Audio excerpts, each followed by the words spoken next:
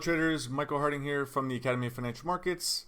In this lecture, I'll explain consolidation patterns. I know you guys have been hearing me say the term consolidation quite often in previous lectures.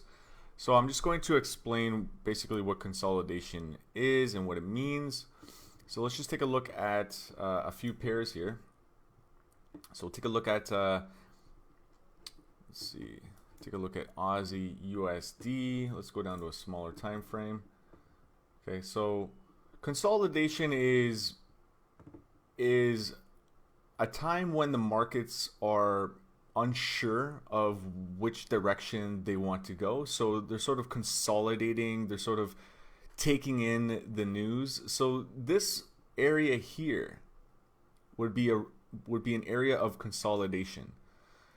Same thing with up here. So we had some consolidation and the market was unsure of which direction it wants to go. So it's just pretty much moving in a sideways motion. And after finally breaking below these lows here, this area of support, then we started to break below, and then we were trading in further consolidation. Okay, and you guys can see that the ranges here are very similar in height as well. And I mentioned this in previous lectures as well, that sometimes the ranges tend to be similar in height. So if I were to like measure this, you can see that it's very similar.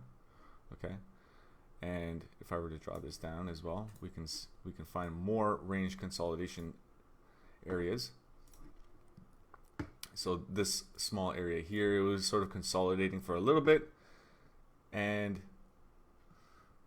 so that's what consolidation is all about. It's when the market is just sort of digesting the information. So whether it was like an economic report, or if it was maybe a news release from a firm, maybe Goldman Sachs made a statement or something like that. So you know, after once there's a breakout and then consolidation, the market is just sort of digesting the information. Okay, so that's what range consolidation is, guys. Okay, thanks a lot. Bye-bye.